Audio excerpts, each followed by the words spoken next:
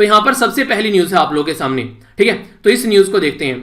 यहां पर जो बात की जा रही है काफी इंपॉर्टेंट न्यूज है। बात कर रहे हैं यहां पर वर्ल्ड फिशरी डे के बारे में। तो वर्ल्ड फिशरी जो डे है यहां पर ये 21 नवंबर को सेलिब्रेट किया जाता है और हमारी कंट्री में डिपार्टमेंट ऑफ जो फिशरी है इसके द्वारा अभी रिसेंटली बोला गया कि बेस्ट परफॉर्मिंग स्टेट कौन सा है उसको काउंट किया जाएगा अलग अलग तरीके से, और ये फर्स्ट टाइम ऐसा देखने को हमारी कंट्री में मिला है। तो ये बेसिकली हिंदी में इसको विश्व मत्स्य दिवस आप लोग बोल सकते हैं। तो मत्स्य विभाग के द्वारा जो कि किसके अंडर में आता है ये भी मैंने आप लोगों से क्वेश्चन पूछा है, तो इसको भी आप लोगों को अटेम्प्ट करना है। तो बात यहां पर ये की जा रही है अभी रिसेंटली कि पहली बार हमारी कंट्री में ये एक्टिविटी अभी देखने को मिली जिसमें अवार्ड दिया गया कि सबसे अच्छा राज्य कौन सा है जिसने इस फील्ड में काम किया। तो सबसे पहले तो आप लोग ये देखिए, अगर यहां पर सबसे बेस्ट राज्य बोला गया तो सबसे पहले यहां पर बात करेंगे कि कौन सा यहां पर बेस्ट राज्य है जो बेसिकली कोस्टल एरिया है, ठीक है। फिर उसके बाद में आप लोगों को देखने को मिलेगा इनलैंड राज्य, फिर आप लोगों को देखने को मिलेगा हिली एरिया या फिर नॉर्थ ईस्ट एरिया में। तो 3 कैटेगरी यहां पर देखने को मिल रही है। तो पहला अगर कोस्टल राज्य की बात करूं तो हमारी कंट्री में 9 राज्य ऐसे हैं जो कोस्टल एरिया को कनेक्ट करते हैं, जैसे कि गुजरात हो गया, महाराष्ट्र हो गया, गोवा हो गया, कर्नाटक हो गया, केरला हो गया, तमिलनाडु, आंध्र प्रदेश, उड़ीसा और इसी के साथ में वेस्ट बंगाल। तो टोटल 9 राज्य हैं यहां पर जो हमारी कंट्री में जो कोस्टल एरिया को टच करते हैं। तो इसमें से जो बेस्ट अवार्ड यहां पर मिला है वो मिला है किसको, वो मिला है उड़ीसा को। तो जो बेसिकली जो कोस्टल एरिया से रिलेटेड जो एरिया है उसमें बेस्ट अवार्ड मिला है उड़ीसा को। उत्तर प्रदेश जो है हमारी कंट्री में वो इनलैंड, यानी कि उत्तर प्रदेश किसी कोस्टल एरिया से तो कनेक्ट है नहीं है, तो ये इनलैंड कैटेगरी में आप लोग का देखने को मिलेगा, यानी कि लैंड लॉक है। तो इसके अंदर जो फिशरी मैनेजमेंट किया जाता है तो सबसे बेस्ट कहां पर है, उत्तर प्रदेश में। अगर हिली एरिया या फिर यानी कि पहाड़ वाले एरिया या फिर नॉर्थ ईस्ट यानी कि जो हमारी कंट्री के नॉर्थ ईस्ट वाले एरिया हैं, ठीक है, तो उसमें सबसे अच्छा राज्य कौन सा है, तो वह है आसाम, ठीक है। तो यह यहां पर सबसे अच्छा राज्य कौन सा है, यह है आसाम, जो इस पर्टिकुलर एरिया में जिसको अवार्ड से नवाजा गया है। तो ये जो गवर्नमेंट है इसके द्वारा अवार्ड किए गए यहाँ पर बेस्ट डिस्ट्रिक्ट के बारे में बात करें तो यहाँ पर कृष्णा डिस्ट्रिक्ट है आंध्र प्रदेश का, ठीक है, जिसको मैरीन कैटेगरी में दिया गया है। इसी के साथ में कालाहंडी उड़ीसा का बेस्ट इनलैंड डिस्ट्रिक्ट की कैटेगरी में है। और आसाम के अंदर यहाँ पर देखिए, आसाम के अंदर ही है यहाँ पर जिसको बेस्ट हिली और नॉर्थ ईस्ट में मिला है, तो यह यहाँ पर नागान, ठीक है, तो यहाँ पर यह नागौन, ठीक है। तो ये इंपॉर्टेंट डिस्ट्रिक्ट भी पूछे जा सकते हैं। अब की बार की जो थीम है यहाँ पर जो वर्ल्ड फिशरी डे की, ये है सोशल रेस्पॉन्सिबिलिटी इन फिशरी, जो वैल्यू चेन है, यानी कि एक सोसाइटी की रेस्पॉन्सिबिलिटी भी है। ऐसा नहीं है कि जैसे फिशरी सेक्टर में अगर आप लोग जाएंगे तो सारी फिश निकाल लो एक टाइम में लगकर ही, आप लोगों को उसको सस्टेनेबल तरीके से लेकर यहां पर चलना है, ताकि जो दूसरी भी हमारी कंट्री में बेसिकली जो लोग हैं उनको भी फायदा पहुंच सके और आने वाली जनरेशन के लिए भी उसको आगे लेकर हम लोग चल सके। तो बेस्ट राज्य कौन सा है, बेस्ट डिस्ट्रिक्ट कौन सा है, किस किस कैटेगरी में ये अवार्ड दिए गए हैं, तो ये कोई भी क्वेश्चन आप लोगों से एग्जाम में बन सकता है। राज्य कहां पर है वो भी आप लोग याद रखिएगा। और हाँ, ये मिनिस्ट्री ऑफ एग्रीकल्चर जो है हमारी कंट्री में, उसके अंडर में आप लोगों को देखने को मिलेगा ये जो फिशरी डिपार्टमेंट आता है, तो ये भी क्वेश्चन बन सकता है। तो याद रखना, ministry of agriculture and farming welfare, ठीक है। तो कई बार आप लोगों से कई सारे डिपार्टमेंट के नाम देते हैं तो फिर पूछेंगे कि ये पर्टिकुलर किस राज्य के किस मिनिस्ट्री के अंडर में आता है, तो कोई कंफ्यूजन नहीं होना चाहिए। इंपॉर्टेंट न्यूज है यहां पर बात की जा रही है एक हुरिकेन के बारे में जिसका नाम है यहां पर आयोटा। आयोटा, जैसे आप लोग हमारी कंट्री के एरिया में अगर कोई इस तरीके से तूफान आता है पानी के अंदर तो उसको हम लोग साइक्लोन बोलते हैं। तो यहां पर इसका क्या नाम है, ये इसका उसको बोलते हैं नॉर्मली हुरिकेन, हमारे एरिया में बोलते हैं साइक्लोन। ऑस्ट्रेलिया में उसको किस नाम से पुकारा जाता है, विली विली के नाम से पुकारा जाता है, ठीक है। जापान वाले एरिया में किस नाम से पुकारा जाता है, ठीक है। तो ये आप लोग बताइए, ये क्वेश्चन है आप लोगों के लिए। यहां पर ये बेसिकली सेंट्रल अमेरिका की बात की जा रही है, तो आप लोग इसको मैप में देखिए कहां पर ये लोकेशन है। ये है यहां पर नकारगुआ। थोड़ा सा इसको जूम से खत्म करते हैं, जूम आउट करते हैं, तो आप लोग यहां पर लोकेशन समझ पाएंगे। तो ये आप लोग देखिए यहां पर एग्जैक्ट लोकेशन अपनी कंट्री यहां पर हो गई। अगर आप लोग इसको देखना चाहते हैं एज ए ग्लोब के फॉर्म में तो कुछ ऐसा देखने को मिलेगा, ठीक है। तो ये ग्लोब के फॉर्म में हो गई। यहां से अगर आप लोग जाइएगा तो यहां से आप लोग एक्चुअली एक हाथ से काम करना पड़ता है तो कई बार फिसल जाता है कर्सर भी कोई नहीं, अब तो एक्सपीरियंस हो गया है, कुछ दिनों की बात हो रहा है, हाथ ठीक हो जाएगा, फिर सारी चीज़ें दिक्कत दूर हो जाएगी, ठीक है। तो ये एग्जैक्ट लोकेशन है यहाँ पर। तो यहाँ पर इसके बारे में आप लोग लोकेशन के बारे में जरूर याद रखिए। तो कई बार क्वेश्चन भी आप लोगों से बन जाते हैं। कैरेबियन सी में ये कंट्री है, ऊपर गल्फ ऑफ मैक्सिको हो गया, यहाँ पर मैक्सिको हो गया, ग्वेटमाला भी आप लोगों को यहीं पर ही देखने को मिलता है। जूम करके आप लोगों को दिखाता हूँ ये पर्टिकुलर, ठीक है। और इसी के साथ में हुंडरस जो एक एरिया है वो भी यहीं पर ही है। कोस्ट रिका भी आप लोगों को यहीं पर ही देखने को मिला है। पनामा कैनाल का नाम आप लोगों ने सुना होगा, तो पनामा कंट्री है, पनामा सिटीज की कैपिटल है और यहीं पर ही आप लोगों को पनामा कैनाल देखने को मिलती है, ठीक है। तो ये है पर्टिकुलर एरिया। तो इसमें क्या बेसिकली है यहाँ पर, तो ये आयोटा नाम का ये अभी जो हरिकेन देखने को मिला है तो ये 5 कैटेगरी का था। बेसिकली किस हाई लेवल की यहाँ पर ये इसकी जो स्पीड रहती है उसके बेस पर यहाँ पर चीजें आप लोगों को देखने को मिलती है। आयोटा जो है यहाँ पर ये ट्रॉपिकल डिप्रेशन है, यानी कि जो ट्रॉपिक्स वाला एरिया है, Tropic of Cancer, Tropic of Capricorn का नाम आप लोगों ने सुना होगा, तो उस पर्टिकुलर एरिया के बारे में बात की जा रही है। ठीक है, तो ये यहां से निकलकर ट्रॉपिकल डिप्रेशन है यहां पर, और इसी के साथ में सेंट्रल कैरिबियन सी में यहां पर ये देखने को मिलेगा। इसकी information US national hurricane centre के द्वारा दी गई थी। अटलांटिक हरिकेन जो सीजन है नॉर्मली जिस टाइम पर यहां पर हरिकेन आते हैं तो ये जून से लेकर नवंबर तक आते हैं नॉर्मली, अगर अटलांटिक वाले एरिया में आप लोग बात करते हैं। ठीक है, इसी के साथ में अगर आप लोग बात करिएगा ईस्टर्न पैसिफिक वाले रीजन में, ऐसे क्वेश्चन पूछ ले जाते हैं आप लोगों से, ईस्टर्न पैसिफिक वाले रीजन में अगर आप लोग जाएगा तो यहां पर आप लोगों को ये मई से लेकर नवंबर तक का देखने को मिलेंगे। ठीक है, तो यहां पर डेट भी दे रखी है 15 मई से 30 नवंबर तक यहां पर जो बेसिकली ये कंडीशन देखने को मिलती है। तो ये है इसके बारे में कुछ इंफॉर्मेशन जो कि क्लियर रखनी है माइंड में। आइए अब आगे चलते हैं। नेक्स्ट इंपॉर्टेंट जो न्यूज है जो मैंने आप लोगों को अभी बताई थी ये है पेरू के बारे में। पेरू की जो कैपिटल है वो है लीमा, और यहां पर एक काफी इंपॉर्टेंट माउंटेन रेंज है जिसका नाम है एंडीज, ANDES, और ये साउथ पैसिफिक ओशन इसके साथ में कनेक्ट आप लोगों को नजर आएगा। ठीक है, तो याद रखिएगा इसके बारे में, मैंने बोला अभी एंडीज माउंटेन। ठीक है, अभी लोकेशन भी आप लोगों को दिखाऊंगा पेरू की एग्जैक्ट मैप में अपनी कंट्री के साथ में कंपेयर करके। पेरू जो है वो कंट्री है जिसमें लास्ट 5 साल में 5 प्रेसिडेंट बन चुके हैं, और जो नए प्रेसिडेंट अभी आए थे वो भी 5 दिन के मेहमान रहे, और उनको भी यहाँ पर बेसिकली प्रोटेस्ट किया जा रहा है उनके खिलाफ भी काफी लार्ज स्केल पर पूरी कंट्री में। तो ये है यहाँ पर पेरू जिसके बारे में बात करनी थी। पेरू को टच करने वाला है इक्वाडोर, कोलंबिया, यहाँ पर है ब्राजील, इधर हो गया बोलिविया, और नीचे हो गया ये है चिली। ठीक है, तो ये टोटल कंट्री यहाँ पर पेरू को टच करती है, 5 कंट्री। पेरू के अंदर जो यहाँ पर रिवर है इसका नाम है यहाँ पर मैरोनॉन। ठीक है, और इसी के साथ में एक है यहाँ पर ये यूक्सेली। ठीक है, UCALAYI। ठीक है, तो ये पर्टिकुलर रिवर है यहाँ पर। इसी के साथ में यहाँ पर बेसिकली ये अमेजन रिवर का पार्ट है पूरा सिस्टम जो है। लीमा और एंडीज यहाँ पर आप लोगों ने देख लिया। अगर आप लोगों से बात करूं एग्जैक्ट लोकेशन कहां पर है, तो जहां पर हम लोगों ने नकार गोवा भी देखा, इसके जस्ट नीचे जब आप लोग आएंगे तो आप लोगों को साउथ अमेरिका देखने को मिलेगा। तो साउथ अमेरिका के थोड़ा सा ये जो रीजन है यहाँ पर, ये साउथ अमेरिका के वेस्ट में जब आप लोग जाएंगे तो यहाँ पर पेरू है, कैपिटल हो गई लीमा यहाँ पर। तो ये पर्टिकुलर जो एरिया आप लोगों को देखने को मिल रहा है ये यहाँ पर पूरा पेरू का रीजन है। नीचे थोड़ा सा आएंगे तो आप लोगों को यहाँ पर ये चिली देखने को मिलेगा। पेरू में आप लोगों को मैंने बात की एंडीज माउंटेन, तो एंडीज माउंटेन चिली का भी पार्ट है। तो ये बेसिकली जो इनका वेस्टर्न कोस्टल है यहाँ पर साउथ अमेरिका का, तो वेस्ट कोस्ट साउथ अमेरिका में आप लोगों को एंडीज माउंटेन देखने को मिलते हैं। ठीक है, तो ये बेसिक इंफॉर्मेशन है, ज्योग्राफिकल इंफॉर्मेशन है, क्योंकि ये तो पूछेगा नहीं कौन सी कंट्री में कितने प्रेसिडेंट कितनी बार बन चुके हैं, ये सब फालतू की चीजें हैं। पर हाँ ये जरूर पूछ लेंगे पर्टिकुलर एंडीज माउंटेन के बारे में या फिर पर्टिकुलर एरिया के बारे में। तो पेरू जो है वो वेस्टर्न, ये सदर्न जो साउथ अमेरिका के वेस्ट में आप लोगों को देखने को मिलता है। तो साउथ अमेरिका कॉन्टिनेंट हो गया, तो वेस्ट साइड में आप लोग यहाँ पर देखने को मिल रहा है।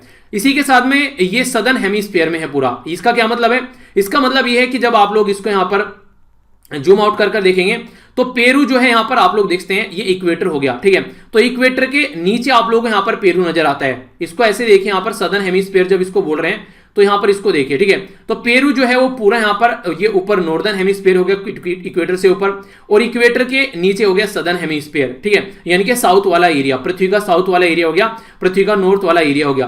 तो साउथ वाले एरिया में आप लोगों को पेरू नजर आएगा। तो ये बेसिकली यहां पर बात बोली जा रही है। ठीक है, तो कंफ्यूजन नहीं होना है। तो पेरू कहां पर है वो मैंने आप लोगों को एग्जैक्ट लोकेशन दिखा दी। इसी के साथ में यहां पर आसपास वाले रीजन में बोला गया कि ऊपर अगर आप लोग जाएंगे पेरू के नॉर्थ में तो इक्वाडोर और कोलंबिया है, ईस्ट में अगर जाएंगे तो ब्राजील है, साउथ ईस्ट में जाएंगे तो बोलिविया है, यहां पर देखते हैं। ठीक है, और इसके साउथ में जाएंगे कंप्लीटली तो आप लोगों को यहां पर चिली देखने को मिलेगा, वो पैसिफिक ओशन के साथ में यहां पर कनेक्ट है। तो ये इसकी एग्जैक्ट लोकेशन है। ठीक है, तो यहां पर इसके बारे में याद रखिएगा। एक यहां पर ये है यहां पर गालापागोस एक आइलैंड वाला एरिया है। यहां पर आप लोगों को ये बताना है ये आइलैंड वाला एरिया किससे कनेक्ट, यानी कि किस पर्टिकुलर के अंडर में आता है। कंट्री का नाम आप लोग बता सकते हैं, फिर कोई इंडिपेंडेंट कंट्री है ये खुद में, या फिर किसी कंट्री के अंडर में आता है। तो ये जाके सर्च कर लीजिएगा, थोड़ा सा एक होमवर्क टाइप में आप लोग इसको बोल सकते हैं। ठीक है, तो आइए आगे बढ़ता हूं।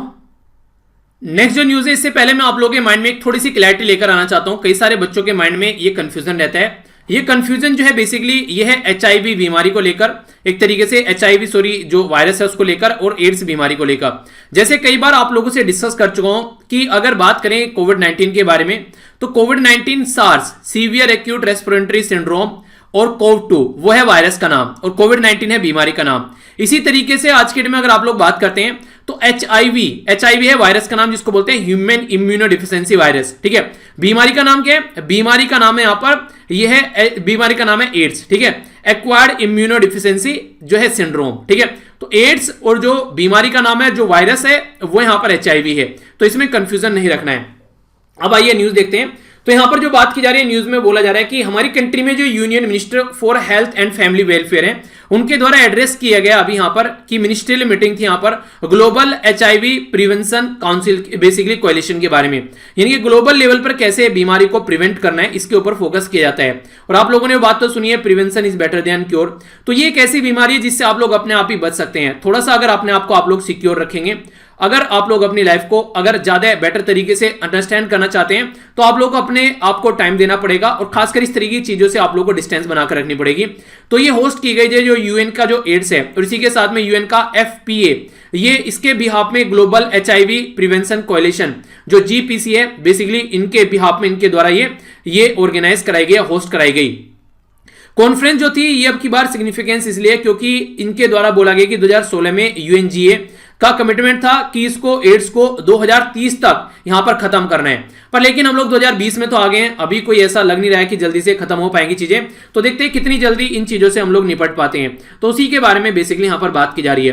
तो यहां पर हम लोग ये बोल रहे हैं कि अभी आने वाले टाइम में 2030 तक एड्स की बीमारी को खत्म करना है। तो यहां पर आज की डेट में अगर बात करें ग्लोबल एचआईवी प्रिवेंशन जो कोalition है इसके बारे में, तो मिलकर काम करेंगे, पॉलिटिकल कमिटमेंट होगा, अलग अलग कंट्री का कॉमन एजेंडा सेट करेंगे, कैसे कैसे इसको लेकर चलना है। इसके लिए फंड इकट्ठा किया जाएगा, जो बीमार लोग हैं उनका इलाज कराया जाएगा, और खासकर ज्यादा लोगों को ना फैले उसको रोकने की कोशिश की जाएगी।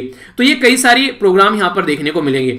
तो यहां पर ह्यूमन इम्यूनो जो बेसिकली डिफिशियेंसी वायरस है, तो ये इसके बारे में आप लोग याद रखिएगा, जिसको एचआईवी बोला जाता है। हालांकि आज की डेट में इसका कोई इलाज नहीं है। इलाज क्यों नहीं होता है? किसी वायरस का इलाज इसलिए नहीं होता है, जो वायरस होता है वो चेंजिंग नेचर का होता है। अभी ये एक तरीके का है, इसकी दवाई बनाई, कल नेचर चेंज कर लेगा। तो ये बेसिकली इसका चेंजिंग नेचर जो होता है वो यहां पर बोलता है कि आप लोग दवाई नहीं बना सकते। तो चेंजिंग नेचर की वजह से हम लोग we are not able to create the medicine for this particular disease. Okay, तो ये एक इंपॉर्टेंट फैक्ट है जो कि आप लोग इसके बारे में याद रख सकते हैं। तो ये थी न्यूज इसके बारे में। आइए अब आगे बढ़ते हैं। कई सारी बीमारी ऐसी हैं जो सोसाइटी में देखने को मिलती है और पता नहीं किस पर्टिकुलर पर्सन को हो जाए और उनके बारे में कई बार मालूम भी नहीं रहता है। अभी रिसेंटली एक ऐसी बीमारी थी जिसका सॉल्यूशन निकालने की कोशिश की गई। हमारी कंट्री के एक प्रोफेसर हैं जिनका नाम है संदीर ईश्वरप्पा। ये असिस्टेंट प्रोफेसर थे यहाँ पर आईएससी बेंगलुरु के अंदर में। इनके द्वारा न्यू जेनेटिक ट्रीटमेंट की बात की गई है, जो यहाँ पर ड्यूशेन मस्कुलर जो सिंड्रोम है, जिसको डीएमडी के नाम से जानते हैं। तो ड्यूशेन मस्कुलर जो सिंड्रोम है, ये एक तरीके की बीमारी है जो हमारी बॉडी में जो मसल्स होती हैं, ठीक है, तो वो बेसिकली इफेक्ट होने लगती है। खासकर लड़कों के अंदर काफी लार्ज स्केल पर ये बीमारी देखने को मिलती है, और जो फीमेल है उसके अंदर काफी माइल्ड सिम्टम्स, यानी कि काफी कम सिम्टम्स आप लोगों को यहाँ पर नजर आएंगे। जो मसल्स हैं वहां पर अगर मैं आप लोगों से बात करूं तो ये बेसिकली अगर थोड़ी जो एज होती है, यानी कि लगभग 4-5 साल की जो एज होती है, उसी में यहां पर ये मसल वीक होने लगती है। और ये खासकर पहले थाइज जो होती हैं, यानी कि ये वाला पोर्शन, और फिर जो यहां पर जो आगे चलकर जो बात करती है पेल्विस, यानी कि जो ढांचा होता है ना, आप लोग इसको देखें यहां पर, एक मिनट, ये आप लोगों को दिख रहा होगा, ठीक है। तो ये हो गया यहां पर ये पर्टिकुलर एरिया। तो ये जो बेसिकली मेल पेल्विस है, तो ये पर्टिकुलर ढांचा, ये यहां पर इसकी मसल जो है वो खत्म होनी स्टार्ट होती है, तो जिसके चलते ये बीमारी काफी आगे बढ़ती है, ठीक है। तो अगर इसके बारे में हम लोग सर्च करते हैं यहां पर आज की डेट में, तो यहां पर है डीएमडी, ठीक है। तो डीएमडी के बारे में ना आप लोगों से बात करी यहां पर, तो ये इस तरीके से आप लोग समझिए मसल जो होती हैं वो वीक होना स्टार्ट हो जाती हैं। तो उसी के बारे में यहां पर बात की जा रही है। बॉडी देखिए कैसी होने लगती है यहां पर, ये आप लोग इसको देख सकते हैं यहां पर। आई होप कि आप लोग इसको देख पा रहे होंगे। तो इस पर्टिकुलर जो बीमारी के बारे में बात की जा रही है, तो इसका सॉल्यूशन हमारी कंट्री की जो पर्सनैलिटी है इनके द्वारा खोजा गया है। तो इस तरीके से कुछ इंफॉर्मेशन है जिसके बारे में क्वेश्चन भी बन जाता है कई बार, और कौन सी बीमारी है, किससे रिलेटेड है, ऐसे क्वेश्चन बड़ी फ्रीक्वेंटली आप लोगों से पूछे जा सकते हैं। तो ये कुछ बातें हैं जिसके बारे में आप लोग आइडिया रख सकते हैं, ठीक है। तो ये थी यहाँ पर इंपॉर्टेंट न्यूज। आइए अब आगे चलता हूं। नेक्स्ट इंपॉर्टेंट न्यूज यहां पर ये बात की जा रही है G20 के बारे में। वैसे मैं G20, G8 और G7 के बारे में भी आप लोगों से बात करूंगा थोड़ी थोड़ी, ताकि माइंड में कंफ्यूजन न रहे, ऐसे क्वेश्चन भी बन जाते हैं। हमारी कंट्री के प्राइम मिनिस्टर मोदी जी के द्वारा बोला गया कि कोविड-19 से अगर लड़ना चाहते हैं तो सबको मिलकर साथ में काम करना पड़ेगा, और वर्ल्ड वॉर 2 के बाद में सबसे खतरनाक बीमारी देखने को मिल रही है। जैसे वर्ल्ड वॉर 2 में दुनिया भर के लोगों की जान गई थी, और वही पैटर्न कोविड-19 फॉलो यहां पर कर रहा है। तो ये 15वीं G20 मीटिंग थी। ये किसके द्वारा बेसिकली यहां पर चेयर की जा रही थी? तो सऊदी अरेबिया के के द्वारा चेयर की जा रही थी। तो G20 की जो इससे पहले वाली मीटिंग थी, यानी कि 14th जो G20 की मीटिंग थी वो जापान के द्वारा चेयर की गई थी। अब की बार 2020 में G20 15वीं मीटिंग थी, ये सऊदी अरेबिया के द्वारा चेयर की गई। इससे अगली जो 16वीं मीटिंग होगी जी 2021 में वो इटली के द्वारा चेयर की जाएगी, और जो 17वीं मीटिंग होगी 2022 में वो इंडिया के द्वारा चेयर की जाएगी। तो ये G20 की मीटिंग है जो कि आप लोग आइडिया रख सकते हैं। अभी यहां पर जो बेसिकली मीटिंग है इसमें बोला गया कि यहां पर अभी new global index for post Covid जो वर्ल्ड है, उस पोस्ट कोरोना जो वर्ल्ड है वो यहां पर आना चाहिए, जो कि 4 एरिया पर फोकस देकर चले। Creating the value talent pool, यानी कि एक तरीके से जो टैलेंट पूल है उसको क्रिएट करना है ताकि दिक्कतों से आगे आने वाले टाइम में सुलझा जा सके, कैसे दिक्कतें आ रही हैं उनको सुलझाया जा सके।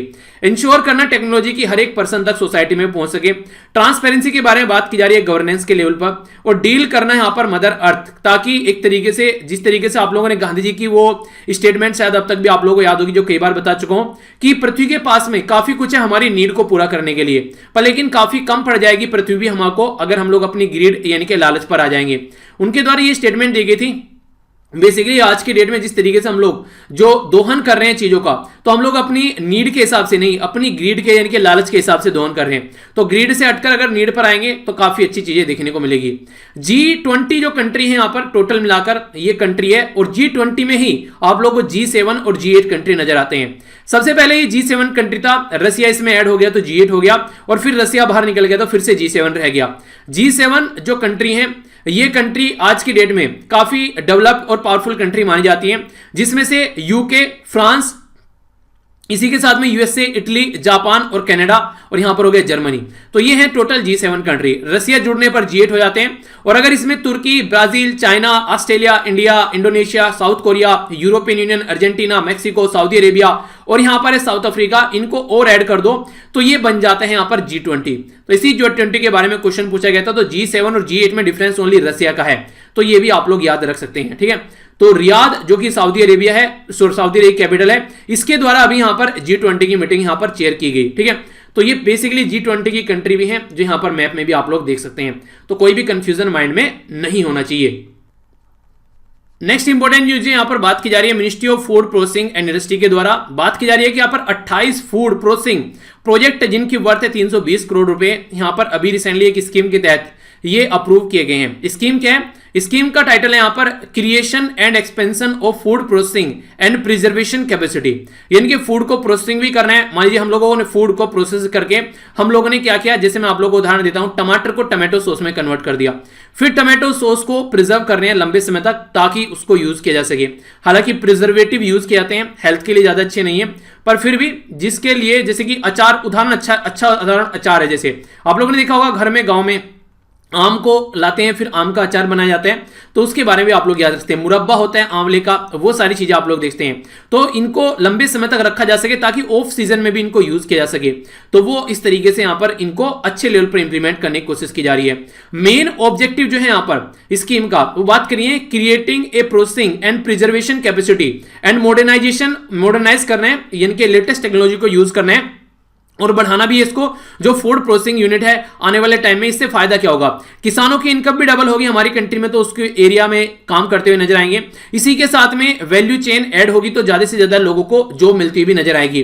तो प्रोसेसिंग जो यूनिट बढ़ेगी यहां पर, जो फार्मर के लिए काफी ज्यादा फायदा होगा। ठीक है, इसी के साथ में जो बिचौलिया हैं, जो बीच में काम करते हैं, प्रोसेसिंग का काम करते हैं, उसको भी फायदा देखने को मिलेगा। और जो खेती में से जो गेहूं कट गए या फिर टमाटर कट गए या फिर जो भी आप लोग खेती करते हैं, उसके बाद में जो लॉस होता है वो लॉस काफी कम हो जाएगा, यानी कि किसानों का जो लॉस है वो काफी कम हो जाएगा, इसको अगर ढंग से इंप्लीमेंट करते हैं तो ये भी एक काफी इंपॉर्टेंट जो पॉइंट है, जो आप लोग अगर किसानों के फायदे के लिए कुछ लिखने के लिए आते हैं तो उसको भी यूज कर सकते हैं। काफी इंपॉर्टेंट न्यूज है, यहां पर बात की जा रही है इंडियन नेवी जो है उसके द्वारा अभी 27th एडिशन अभी यहां पर एक बायलेटरल मैरीटाइम एक्सरसाइज देखने को मिली सिंगापुर के साथ में, जिसको सिम्बैक्स के नाम से जानते हैं। तो सिंगापुर के नाम से जो एक्सरसाइज है उसको सिम्बैक्स के नाम से जानते हैं। अगर आप लोगों से कोई पूछे सिम्बैक्स किन दो कंट्री के बीच में एक्सरसाइज है, तो ये इंडिया और सिंगापुर के बीच में है। सिंगापुर जो है वो एक ऐसी कंट्री है जिसका कैपिटल भी सिंगापुर के नाम से ही है। ऊपर आप लोग देखते हैं यहां पर मलेशिया हो गया, तो मलेशियन पेनिनसुला हो गया, ये साउथ चाइना सी हो गया। इसके थोड़ा नीचे आएंगे आप लोग यहां पर, तो ये स्टेट ऑफ मलक्का देखने को मिल रहा है। स्टेट ऑफ मलक्का अगर आप लोग देखेगा तो ये वो स्टेट ऑफ मलक्का है जो कि साउथ चाइना सी को इंडियन ओशन के साथ में कनेक्ट करता है। ठीक है, खासकर बोलूं तो अंडमान निकोबार वाले एरिया में आप लोगों को पहुंचा देता है अगर इसके थ्रू आते हैं तो। थोड़ा सा और इसको डिटेल में समझना चाहते हैं, अगर माइंड में कंफ्यूजन है तो आप लोग यहां पर देख सकते हैं। इसको पहले जूम आउट करता हूं तब आप लोग इसको अच्छे से अंडरस्टैंड कर पाएंगे। बेसिकली यहां पर ये है पर्टिकुलर अपनी प्यारी कंट्री। थोड़ा सा आप लोग नीचे आएंगे तो यहां पर अंडमान सी देखने को मिल रहा है, इसके नीचे यहां पर मलक्का स्टेट देखने को मिल रहा है। इसको अब जूम करके आप लोगों को दिखाता हूं। यहां पर ये मलक्का स्टेट है। मलक्का स्टेट से अगर होते हुए आप लोग जाते हैं तो यहां से आप लोग देखिए कि अंडमान सी में आप लोग पहुंच जाते हैं। मलक्का स्टेट हो गए, यहां से सिंगापुर से होते हुए यहां पर आएंगे तो ये हो गया गल्फ ऑफ थाईलैंड। और थोड़ा सा अगर इसको इधर लेकर चलेंगे तो यहां पर ये हो गया साउथ चाइना सी। तो साउथ चाइना सी को अंडमान सी या फिर मोटे मोटे तौर पर इंडियन ओशन या फिर बे ऑफ बंगाल, कोई भी टर्म अगर लिखी हुई है तो सारा एक ही बात है। बे ऑफ बंगाल बोले, अंडमान सी बोले, नीचे ये सारा पूरा इंडियन ओशन आप लोगों को देखने को मिलता है, इसी का पार्ट है। तो ये सारा एक ही बात है। तो अंडमान निकोबार वाले एरिया के साथ में यहां पर मलक्का स्टेट से आप लोग गल्फ ऑफ थाईलैंड में पहुंच सकते हैं। तो इस पर्टिकुलर एरिया में यहां पर अभी रिसेंटली एक्सरसाइज हो रही है। तो सिम्बेक्स जो है यहां पर ये अभी हमारी कंट्री और सिंगापुर के बीच में 27th एडिशन है, ठीक है। ये कंटिन्यू है, ये जो एक तरीके से जो इस महीने की 25 तक यहां पर कंटिन्यू रहने वाली है, यानी कि 23 से चलिए 25 तक कंटिन्यू यहां पर रहने वाली है। सिम्बेक्स जो सीरीज है यहां पर इंडियन नेवी और जो रिपब्लिक ऑफ सिंगापुर है इसके द्वारा कंडक्ट कराई गई थी एनुअली। 1994 से इसको स्टार्ट किया गया। इसी के 2 साल बाद, 2 साल पहले सॉरी, एक और एक्सरसाइज थी जिसका नाम आप लोगों को बताना है। वो इंडिया, जापान, ऑस्ट्रेलिया और यूएसए के बीच में एक्सरसाइज है, जिसमें आज के डेट में ऑस्ट्रेलिया भी इसी साल इसको ऐड किया गया है। तो उस एक्सरसाइज का नाम आप लोग बताइए। स्टार्ट की गई थी यूएसए के साथ में 1992 में। उस एक्सरसाइज का नाम आप लोग को बताना है। बेसिकली किस तरीके से म्यूचुअल इंटरऑपरेबिलिटी यानी कि एक दूसरे के साथ में मिलकर काम कैसे कर सकते हैं और बेस्ट प्रैक्टिस एक दूसरे के म्यूचुअल बेनिफिट के लिए कैसे आगे लेकर चल सकते हैं, ये बेसिक इसका पर्पज रहता है। तो सिम्बेक्स एक्सरसाइज थी यहां पर। ये लोकेशन भी आप लोगों को दिखाई, याद रखना। आगे बढ़ते हैं। बैंकिंग सेक्टर के लिए इंपॉर्टेंट इंफॉर्मेशन आप लोग इसको बोल सकते हैं। हमारी कंट्री में भी एक बैंक न्यूज में था जिसका नाम था लक्ष्मी विलास बैंक। ये बैंक जो था आरबीआई ने इसको मोरिटोरियम पे रख दिया। इसका मतलब ये होता है कि इसकी जो फंक्शनिंग थी उसको रोक दी गई है रिजर्व बैंक ऑफ इंडिया के द्वारा। फंक्शनिंग रोकने का मतलब ये कि लिमिटेड कर दिया, रोकी बिल्कुल नहीं है, जिसमें आप लोग पैसा जो है लिमिटेड निकाल पाएंगे। सेविंग अकाउंट से 25,000 रुपए और करंट अकाउंट से 50,000 रुपए मैक्सिमम लिमिट यहां पर लगा दी गई है। मोरिटोरियम होता है एक तरीके से रोक लगा देना। और इसी के साथ में जो इंपॉर्टेंट क्वेश्चन बन सकता है वो है कि इसको मर्ज करने का भी एक प्रस्ताव लाया गया है, जिसमें यहां पर इसको मर्ज किया जाएगा डीबीएस बैंक। डीबीएस क्या है यहां पर? ये एक बैंक है सिंगापुर का, जैसे हमारी कंट्री में आप लोग बोल सकते हैं एसबीआई। हमारी कंट्री के एसबीआई की ब्रांच भी बाहरी कंट्री में आप लोगों को देखने को मिल जाती है। तो इस तरीके से सिंगापुर का बैंक है डीबीएस, जो उसकी इंडियन ब्रांच है, उसके साथ में इसको मर्ज करने की बात की जा रही है। तो इससे इस बैंक को जो डूब रहा है इसको बचाया जा सकेगा। तो फाइनेंशियल जो पोजीशन है लक्ष्मी विलास बैंक की वो काफी बुरी कंडीशन में हो गई। एनपीए यानी कि नॉन परफॉर्मिंग एसेट बढ़ना स्टार्ट हो गया। इसी के साथ में बाहर से जो लिक्विडिटी है वो भी ये नहीं उठा पा रहे थे, अंदर की जो लिक्विडिटी है वो खत्म होती जा रही थी। तो फिर बैंकिंग फंक्शनिंग जो है वो होना बेसिकली टफ पड़ने लगा। तो उस टाइम पर सोचा क्या किया जाए, तो बैंक जो है अब उसको मोरिटोरियम पे रख दिया गया है। तो आज की डेट में कस्टमर और जो इसके अंदर काम करने वाले लोग हैं उनको कहीं ना कहीं सेफ रखा जाएगा। तो सिंगापुर बेस जो डीबीएस बैंक है वो यहां पर इंडियन बैंकिंग सिस्टम में और बिजनेस में काफी बड़ा रोल प्ले करता है। तो उसके साथ मिलकर यहां पर इसको स्ट्रेंथ किया जा रहा है। तो ये है एक बेसिक इंफॉर्मेशन जो कि क्वेश्चन बने तो इसके बारे में आइडिया जरूर रखिएगा, ठीक है। तो ये था जो कि देखिए 2 क्वेश्चन बन सकते हैं। एक तो कौन सा बैंक था अभी जिसको मोरिटोरियम यहां पर आरबीआई ने प्लेस किया उसके ऊपर, दूसरा किस बैंक के साथ में उसको मर्ज किया गया है। तो ये 2 तो काफी इंपॉर्टेंट क्वेश्चन बन जाते हैं, ओके। और स्टेटमेंट देकर भी क्वेश्चन पूछा जा सकता है। कुछ दिनों पहले कौन सा बैंक था जो भी न्यूज में था ऐसी तरीके प्रक्रिया की वजह से, तो वो था यस बैंक। तो यस बैंक की भी खस्ता हालत हो गई थी, तो इसलिए यहां पर अभी ये बैंक न्यूज में है। तो बैंकिंग सिस्टम को सुधारने की काफी ज्यादा जरूरत है, ठीक है। तो इसलिए यहां पर इसके बारे में आइडिया रखना। इंपॉर्टेंट न्यूज है, यहां पर बात की जा रही है गुपकर डिक्लेरेशन के बारे में। गुपकर डिक्लेरेशन को गुपकर अलायंस के नाम से भी बोला जाता है और पूरा नाम इसका रख दिया गया people alliance for Gupkar declaration.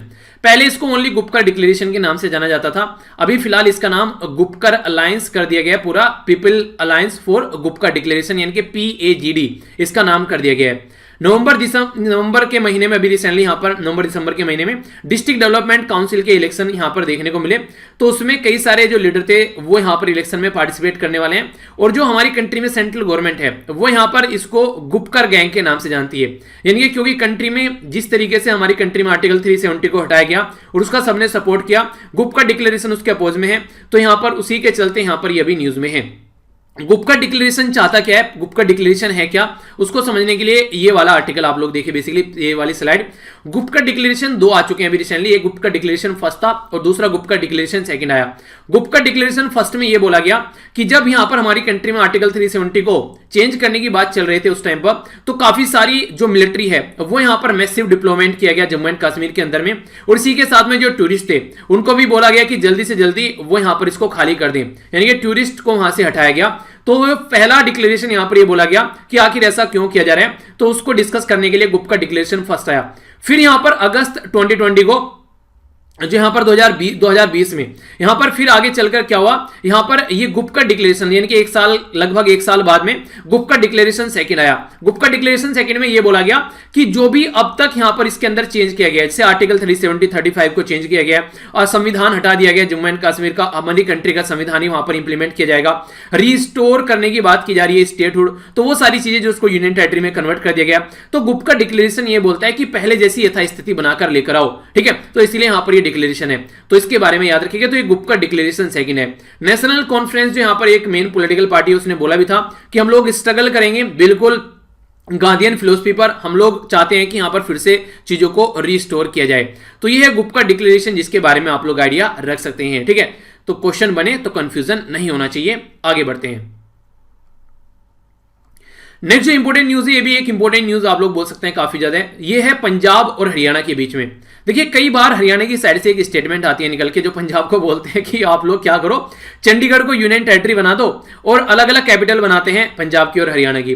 Punjab ये चीजें मानने से मना कर देता है, पंजाब बोलता है चंडीगढ़ हम रख लेते हैं, तुम कर लो, तुमको जो करना है अपना देख लो, जो बनाना है, तो वो चीजें सहमत नहीं होते हैं। तो अभी अर्लियर इस मंथ फिर से यहां पर एक्टिविटी देखने को मिली, हरियाणा के जो डिप्टी सीएम हैं उनके द्वारा बोला गया कि ये काफी अच्छा होगा अगर हरियाणा और पंजाब जो है वो एक अलग कैपिटल बनाने के लिए एक तरह सहमत हो जाए और चंडीगढ़ को बस यूनियन टेरिटरी बनाकर छोड़ दे जाए। हालांकि चंडीगढ़ आज की डेट में भी यूनियन टेरिटरी है, पर लेकिन चाहते हैं कि पंजाब और हरियाणा का उससे कनेक्शन टूट जाए। तो इस तरीके से बात की जा रही है, और इसी के साथ में बोला गया है कि अलग अलग हाई कोर्ट यहां पर होंगे, एक तरीके से चंडीगढ़ और जो हरियाणा के सारी चीजें यहां पर अलग कर दीजिए, कैपिटल वगैरह ब्रांच की जो हाई कोर्ट है वो भी यहां पर अलग कर दीजिए। तो ये बात बोली गई है। चंडीगढ़ जो है हमारी कंट्री में काफी इंपॉर्टेंट सिटी है और काफी सुंदर तरीके से इसको बनाया गया है। तो फ्रेंच एक पर्टिकुलर पर्सनैलिटी थे, फ्रांस और स्विस पर्सनैलिटी, जिनका नाम था ली कार्बोजिर के द्वारा यहां पर इसको पूरा प्लान किया गया। यहां पर मैक्सिमम सिटी दिखेंगे तो रोड, आप लोगों को जो रोड नजर आएगी काफी चौड़ी चौड़ी है, प्रॉपर वे में इसको प्लान किया गया है।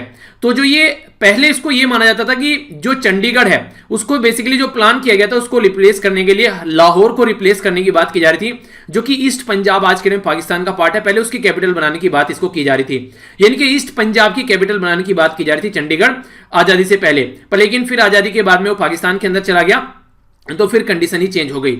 अगर 1952 से और 1966 यानी कि 1966 तक की आप लोग बात करें तो हरियाणा को अलग राज्य बनाया गया पंजाब से निकालकर, और चंडीगढ़ को एक तरीके से बोला गया कि यहां पर कैपिटल बनाकर रखा जाएगा। उससे पहले चंडीगढ़ पंजाब की कैपिटल थी, फिर यहां पर बोला गया दोनों की कैपिटल यहां पर ही होगी, पर लेकिन एक और कंडीशन लगा दी कि ये जो कैपिटल होगी चंडीगढ़, इसको यूनियन टेरिटरी में भी कन्वर्ट कर दिया गया, यानी कि जो प्रॉपर्टी है वो तो डिवाइड कर दी गई दोनों के बीच में, यहां पर 60-40 के रेशियो में, यानी कि 60% पंजाब को मिला और 40% मिला यहां पर हरियाणा को, पर लेकिन यूनियन टेरिटरी बना दी गई।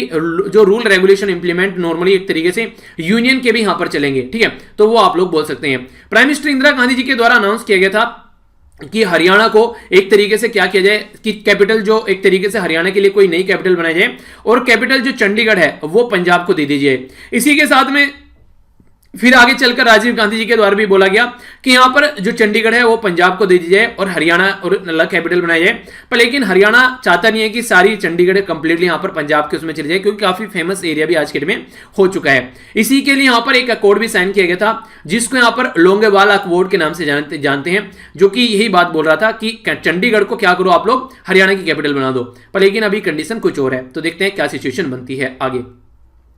नेक्स्ट इंपॉर्टेंट न्यूज है यहां पर इंटरनेशनल चेरी ब्लॉसम फेस्टिवल है यहां पर, ये जिसको CBF के नाम से आप लोग बोल सकते हैं, ये मेघालय के अंदर सेलिब्रेट किया जाता है। मेघालय हमारी कंट्री में एक नॉर्थ ईस्टर्न राज्य है, अगर आप लोग देखिएगा यहां पर ये हो गया मेघालय। मेघालय एक ऐसा राज्य है जिसको ओनली एक अकेला राज्य हमारी कंट्री में टच करता है, वो है आसाम, बाकी कोई राज्य टच नहीं करता है। बाकी इंटरनेशनल बाउंड्री भी एक ही है, वो है बांग्लादेश। तो आसाम ऊपर और नीचे हो गया बांग्लादेश, ये दो बाउंड्री टच करती है मेघालय को। तो मेघालय जो है उसके बारे में बात की जा रही है। यहां पर एक फेस्टिवल सेलिब्रेट किया जाता है जिसको आप लोग बोलते हैं यहाँ पर चेरी ब्लूसम फेस्टिवल। ये फेस्टिवल हर साल सेलिब्रेट किया जाता है यहाँ पर मेघालय में, पर लेकिन अब की बार ये फेस्टिवल जो है यहाँ पर सेलिब्रेट नहीं किया जाएगा कोविड-19 के चलते। इसको एक तरीके से इसको रद्द कर दिया गया अब की बार के लिए।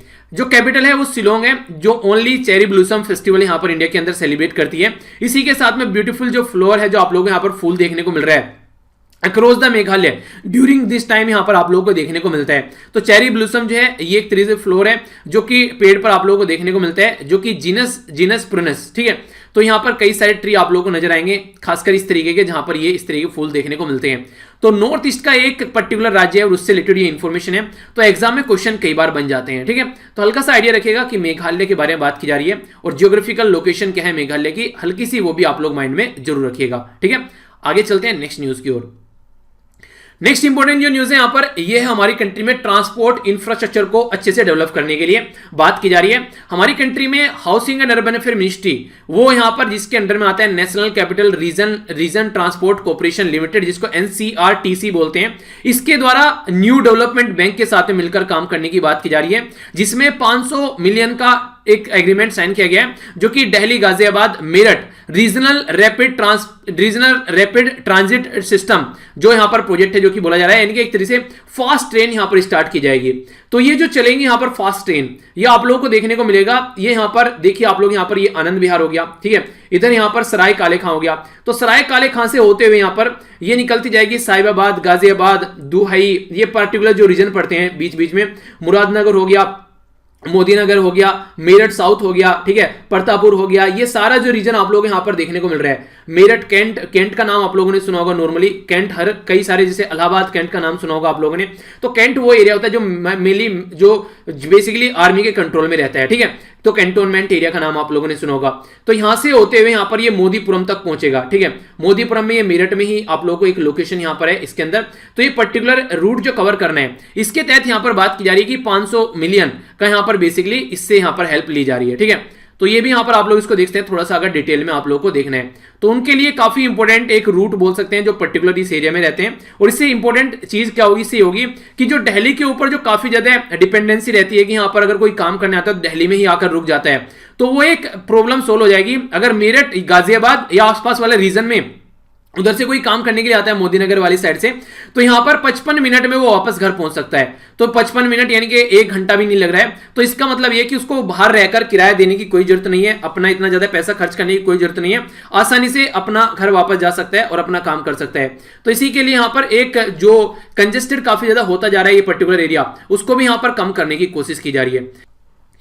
नेक्स्ट जो इंपॉर्टेंट इंफॉर्मेशन है यहां पर ये बात की जा रही है उमंग ऐप के बारे में। यहां पर बोला गया कि 3 साल कंप्लीट हो चुके हैं उमंग ऐप को। ये इंफॉर्मेशन हमारी कंट्री में यूनियन मिनिस्टर फॉर आईटी के द्वारा, इंफॉर्मेशन टेक्नोलॉजी के द्वारा ये बात की गई है। उमंग जो है ये इंटरनेशनल वर्जन, ये collaboration with Ministry of External Affair, ये सेलेक्ट की गई कई सारी country including USA, UK, Canada, Australia, UAE, Netherland, Singapore, Australia और न्यूजीलैंड, ठीक है। तो कई सारी कंट्री यहां पर देखने को मिली जिसके बारे में यहां पर हम लोग बात करें। तो उमंग यहां पर ये ऐप है, ये बेसिकली करता क्या है, हमारी कंट्री का एक ऐसा ऐप है जिसकी फुल फॉर्म है यहां पर unified mobile application for new age governance. तो सारी जो भी गवर्नेंस एक्टिविटीज हमारी कंट्री में होती हैं उनको एक सिंगल प्लेटफॉर्म पर प्रोवाइड कराना, ताकि जनता को उसके बारे में ज्यादा दिक्कत न फेस करनी पड़े। मैं आप लोगों को एक इंटरेस्टिंग इंफॉर्मेशन बताता हूं। अभी रिसेंटली एक डीएम थे एक पर्टिकुलर डिस्ट्रिक्ट के, एक राज्य के अंदर में, नाम एग्जैक्टली मुझे याद नहीं आ रहा है, उनके द्वारा यह बोला गया कि आज के डेट में हमारी कंट्री में सेंट्रल की और स्टेट लेवल की इतनी स्कीम हो जाती है कि हम लोग पढ़े लिखे लोग हैं, हम लोगों को भी यहां पर कंफ्यूजन हो जाता है कौन सी स्कीम किस पर्टिकुलर पर्पज के लिए है। तो हमारी कंट्री में जो जनता है मैक्सिमम, खासकर अगर बात करें जो लोग पढ़े लिखे नहीं है, उनके लिए स्कीम बनाई जाती है, तो उनको कैसे पता चलेगा जब हम लोग भी कंफ्यूज हो जाते हैं। तो इसलिए एक सिंपल फॉर्म में स्कीम होनी चाहिए, ज्यादा छोटी छोटी पता नहीं कैसी कैसी स्कीम प्रोवाइड कराई जाती है, कुछ कॉम्प्रिहेंसिव सॉल्यूशन होना चाहिए ताकि इतनी सारी स्कीम्स का पता न रख सके। फिर भी इसी मैटर को थोड़ा सा सॉल्यूशन प्रोवाइड कराने के लिए उमंग ऐप है जो एक जगह सारी चीजें प्रोवाइड कराता है, वरना अलग अलग मिनिस्ट्री की जाकर अलग अलग इंफॉर्मेशन चेक करनी पड़ेगी। तो ये काफी इंपॉर्टेंट ऐप है हमारी कंट्री में, जो कि काफी न्यूज में भी रहा। तो हमारी कंट्री में अच्छे से काम करने के बाद में अब इस ऐप को लॉन्च कर दिया गया है। कहां पर ये लॉन्च किया गया, इन सारी कंट्री के अंदर भी, ठीक है। तो इनके लिए भी अब इसको लॉन्च किया गया है। तो ये काफी इंपॉर्टेंट है, जिसके बारे में एक हल्का सा आइडिया आप लोग जरूर रखिएगा। ओके, नेक्स्ट इंफॉर्मेशन जो यहां पर है ये बात की जा रही है एक साइक्लोन के बारे में। पहले तो आप लोग यहां पर ये छोटी सी एक पिक्चर देखिए, अगर इसको आप लोग साइक्लोन बोलते हैं तो हमारी कंट्री वाले रीजन में, इंडियन ओशन में इसको साइक्लोन बुलाया जाता है, जापान वाले रीजन में इसी को टाइफून बुलाया जाता है, अगर यहां पर आप लोग मेक्सिको वाले रीजन में जाएंगे तो इसको हुरिकेन के नाम से पुकारते हैं, ऑस्ट्रेलिया वाले रीजन में जाएंगे तो इसको विली विली के नाम से पुकारते हैं। यानी कि ये एक ही तरीके का फिनोमिनन है, अलग अलग कंट्री में इसको अलग अलग नाम से पुकारा जाता है। जैसे घर पे नाम चुन्नू मुन्नू और बाहर अगर आप लोग जाएंगे तो पता चला वहां पर वीरेंद्र या वीरेंद्र सिंह या वीरेंद्र कुलांट, इनका नाम मतलब एक अच्छा सा नाम रहता है डॉक्यूमेंट्स में। तो इस तरीके से अलग अलग कंट्री अलग अलग नाम पुकारना पसंद करती है। तो आइए अब साइक्लोन के बारे में जानते हैं। साइक्लोन ने काफी बड़ा इंपैक्ट डाला है यहां पर अभी रिसेंटली, जिसका नाम है नीवर। तो नीवर साइक्लोन था यहां पर जिसने आंध्र प्रदेश, तेलंगाना और इसी के साथ में तमिलनाडु के अंदर भी काफी बड़ा इंपैक्ट डाला।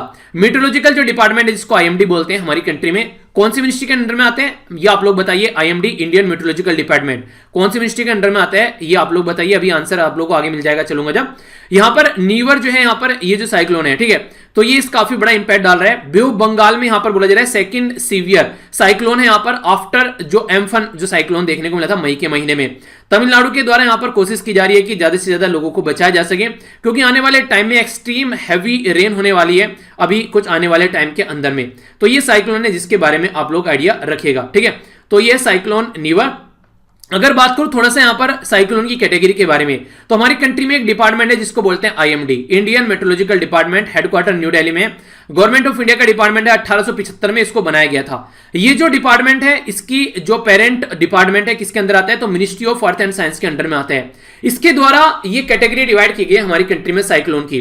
साइक्लोन कैसा रहेगा, सीवियर रहेगा, कैसा रहेगा, तो ये यहां पर बताता है। तो यहां पर कैटेगरी है सुपर साइक्लोन किसको बोलते हैं, extreme severe cyclone, very severe cyclone, या यहां पर सीवियर साइक्लोन, साइक्लोन, या फिर डीप डिप्रेशन या डिप्रेशन। यानी कि नीचे तो से ऊपर को बढ़ते चले जाएंगे तो यहां पर सीवियरिटी ये बढ़ती चली जाएगी। यहां पे जो स्पीड है ये 31 से लेके 50 किलोमीटर पर आवर या फिर 17 से लेके 27 नॉट जो बेसिकली स्पीड यहां पर नापी जाती है। तो इसलिए एवरेज स्पीड यहां पर बढ़ती चली जाती है, 3 मिनट का एवरेज देते हैं। तो यहां पर नीचे डिप्रेशन से लेकर ऊपर तक जब आप लग जाएंगे सुपर साइक्लोन तक तो ये बढ़ता चला जाता है, ठीक है। तो किलोमीटर में ले रहा हूं ताकि आप लोग इसको अच्छे से अंडरस्टैंड कर सकें। डिप्रेशन का मतलब होता है 31 किलोमीटर से लेके 50 किलोमीटर तक तो डिप्रेशन है। डीप डिप्रेशन है 51 से लेके 62 किलोमीटर तक। साइक्लोन स्टॉर्म हो गया 63 से लेके ये 88 किलोमीटर तक, ठीक है, किलोमीटर पर आवर। इसी के लिए साथ में सीवियर साइक्लोन हो गया यहां पर 89 से लेके 117 किलोमीटर पर आवर तक। ये यहां पर वेरी सीवियर साइक्लोन जो हो गया यहां पर ये हो गया 118 से लेके 165 किलोमीटर पर आवर तक। एक्सट्रीमली सीवियर हो गया 166 से लेके 220 किलोमीटर पर आवर। और सुपर साइक्लोन हो गया यहां पर एक तरीके सुपर साइक्लोन जो स्टॉर्म हो गया वो यहां पर 221 से ऊपर जो स्पीड रहेगी उसको सुपर साइक्लोन बोलेंगे, ठीक है। तो ये बेसिकली इसके बारे में आइडिया रखेगा।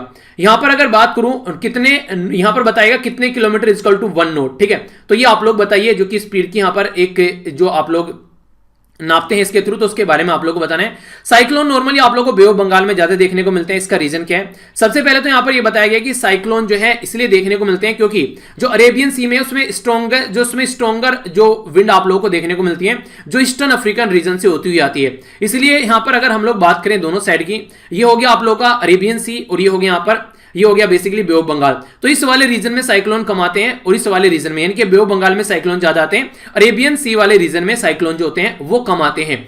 अगर बात करें यहां पर अरेबियन सी वाले रीजन में तो स्ट्रॉन्ग है बिकॉज कई सारी बातें बोली गई हैं। एक तो यहां पर बोला गया है हवा की वजह से, दूसरा बोला गया है टेम्परेचर जो है 27 से लेकर 28 डिग्री सेल्सियस रहता है जो यहां पर बे ऑफ बंगाल में, जो कि काफी फेवरेबल है साइक्लोन के लिए। बे ऑफ बंगाल जो है वो ज्यादा रेनफॉल होता है, ये भी एक रीजन है। इसी के साथ में अरेबियन सी में ज्यादा सोल्ट कंटेंट आप लोगों को देखने को मिलेगा, ठीक है।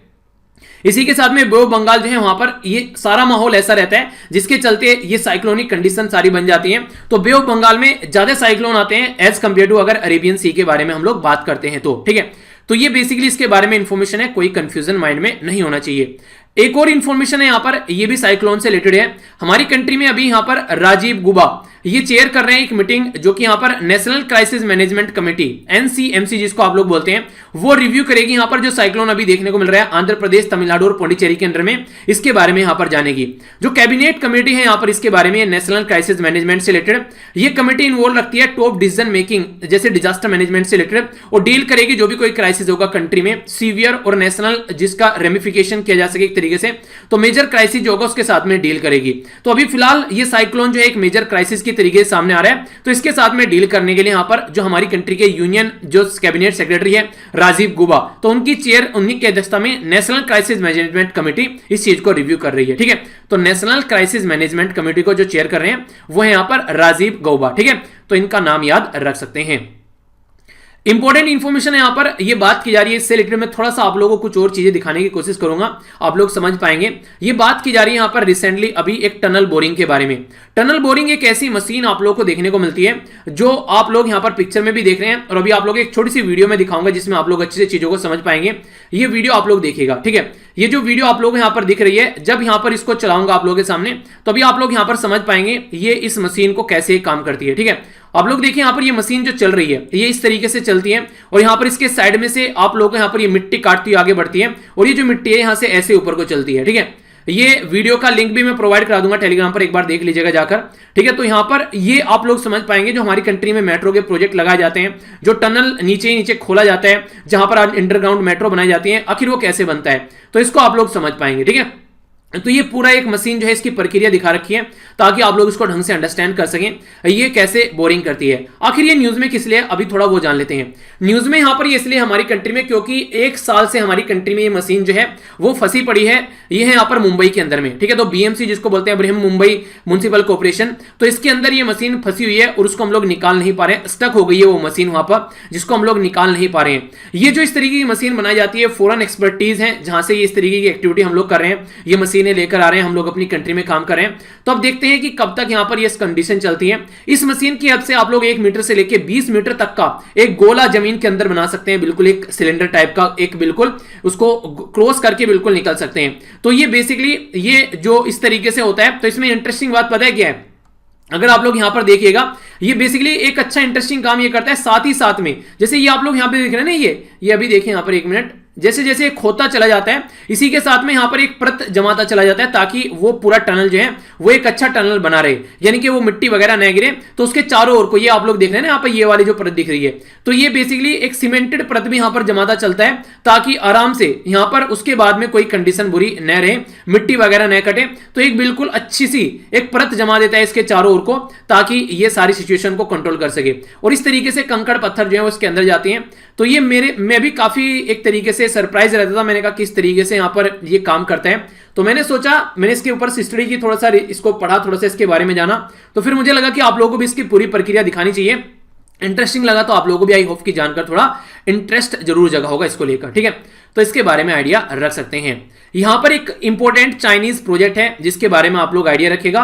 कई बार क्वेश्चन बन जाते हैं कि ये पर्टिकुलर मिशन किसके लिए है, तो यहां पर बात की जा रही है चैंग E5 के बारे में। चाइना का मिशन है चैंग E5, ये लूनार मिशन है, यानी कि चांद के लिए मिशन था, जो कि यहां पर जो चांद के बारे में स्टडी कर रहा था। तो इसके द्वारा अभी यहां पर जो सैंपल्स हैं वो सेंड कर दिए गए हैं हमारी, वो बेसिकली जो रिटर्न आएगा अर्थ अराउंड ये दिसंबर 15 तक। तो ये काफी अच्छे से इसके द्वारा स्टडी की गई है। तो गोल था इसका टारगेट का बेसिकली जो पर्टिकुलर मून का जो रूम का रीजन है वहां पर जाना और वहां से सैंपल इकट्ठे करना और फिर उसके बाद में उनको वापस लेकर आना। ठीक है, तो ये था मिशन यहां पर। तो ये जो है देखते हैं किस तरीके से आगे आने वाले टाइम में अपनी जो प्रक्रिया है उसको कंप्लीट कर पाता है यहां पर बेसिकली, क्योंकि आप लोग देखते हैं यहां पर इसको छोड़ा गया था ऐसे यहां से। ठीक है, यहां पर गया, अब इसने अपना काम कंप्लीट किया, फिर अब वापस आएगा इस तरीके से। तो ये जो मिशन है ये काफी इंपॉर्टेंट मिशन होगा आने वाले टाइम में, चांद के बारे में काफी कुछ जानने को मिलेगा। तो ये चाइना का मिशन है जो कि रिसेंटली अभी न्यूज में भी है। हालांकि अगर थोड़े लंबे समय से आप लोग लेक्चर फॉलो कर रहे हैं तो ये जब लॉन्च किया गया था तब भी मैंने इसके बारे में आप लोगों को काफी डिटेल में बताया था। ठीक है, तो जिस दिन वापस आएगा अभी दिसंबर के महीने में फिर इसके बारे में न्यूज आएगी, तो तभी हम लोग इसको और डिटेल में थोड़ा सा पढ़ लेंगे। ठीक है, अभी इसके बारे में हल्का सा आप लोग भी थोड़ा सा पढ़िएगा, जाकर स्टडी कीजिएगा। पुरानी पीडीएफ है तो उनसे रिवीजन भी आप लोग कर सकते हैं। ठीक है, आइए आगे चलते हैं नेक्स्ट इंपॉर्टेंट न्यूज की ओर। ये जो इंपॉर्टेंट न्यूज है ये बात की जा रही है हमारी कंट्री में जो आर्टिकल है हमारे संविधान के अंडर, आर्टिकल 217 आर्टिकल हमारे संविधान में ये पावर देता है प्रेसिडेंट को कि president, chief justice of India और स्टेट के गवर्नर के साथ में मिलकर जो अपॉइंटमेंट है हाईकोर्ट के जो जजेस हैं उनकी अपॉइंटमेंट यहां पर करते हैं। तो आर्टिकल 217 का जो 1 क्लोज है यहां पर ये पावर देता है हमारी कंट्री में प्रेसिडेंट ऑफ इंडिया को। तो अभी न्यूज में किस लिए, न्यूज में इसलिए इलाहाबाद हाई कोर्ट में अभी 28 एडिशनल जो जज हैं उनको परमानेंट जज बनाया गया है हमारी कंट्री में प्रेसिडेंट ऑफ इंडिया के द्वारा। तो ये हमारी कंट्री में जो इलाहाबाद हाई कोर्ट है जो कि उत्तर प्रदेश के अंदर है, 160 जजेस की संख्या है और हमारी कंट्री का ये सबसे बड़ा हाई कोर्ट है। टोटल मिलाकर 25 हाई कोर्ट है हमारी कंट्री में। अच्छा, हमारी कंट्री में 25 हाई कोर्ट है। ठीक है, टोटल मिलाकर राज्य कितने, राज्य हैं 28। तो अब कंफ्यूजन ये हो रहा है कि यार कौन से राज्य हैं जिनमें हाईकोर्ट नहीं है। तो इसके बारे में थोड़ा सा आप लोग जाकर एक स्टडी कीजिएगा, थोड़ा सा जाकर इसके बारे में पढ़िएगा, क्योंकि आप लोगों को पता होना चाहिए कि किस कौन कौन से राज्य में हमारे हाई कोर्ट हैं। ये मैं आप लोगों को 2-3 बार पहले भी बता चुका हूं। आप लोग थोड़ा सा होमवर्क है, ये अपना थोड़ा टाइम निकालिएगा और उसके ऊपर काम कीजिएगा, ठीक है। तो ये देखते हैं कौन कौन सा जो फैमिली मेंबर है वो सही आंसर देता है, ठीक है। तो अच्छे से इसको स्टडी कीजिएगा।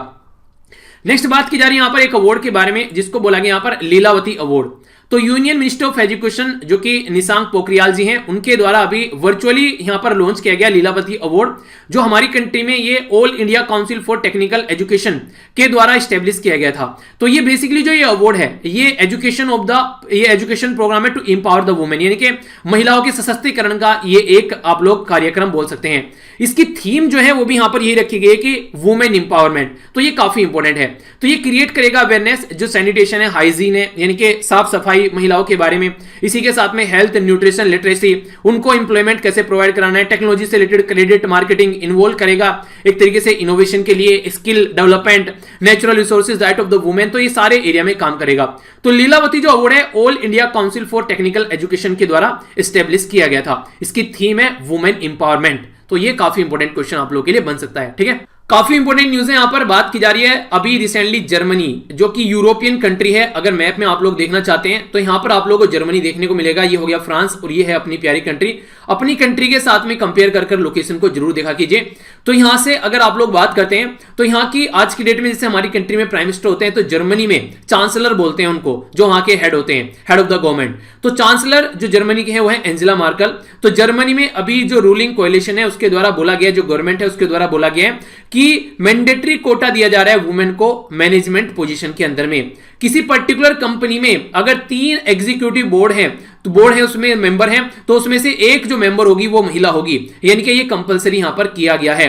आज से पहले भी यहां पर ये चीजें थी, पर लेकिन अब कंपलसरी प्रोवाइड करा दिया गया है। यहां पर अगर बात करें फेडरल गवर्नमेंट के हिसाब से, अगर हम लोग बात करें तो यहां पर जैसे बोला गया कि 30% के करीब आप लोगों का मिनिमम पार्टिसिपेशन होना चाहिए एग्जीक्यूटिव बोर्ड के अंदर में, यानी कि 30% तो कम से कम महिला वहां पर होनी ही होनी चाहिए। तो ये जो फाइनल डिसीजन यहां पर लाया गया है, तो सेकंड मैनेजमेंट पोजीशंस एक्ट है उसके हिसाब से यहां पर कैबिनेट के द्वारा इसको बेसिकली अप्रूवल देने की कोशिश की जा रही है। तो इसका मतलब क्या जर्मनी में इससे पहले कोई प्रोविजन नहीं था सिंस यहां पर अगर बात करेंगे 2015 से जर्मनी के अंदर यूरोप की जो बिगेस्ट इकोनॉमी है यहां पर आज की डेट में, तो इसका वॉलेंट्री कोटा था 30% वुमेन जो होनी चाहिए वो सुपरवाइजरी बोर्ड में होनी चाहिए।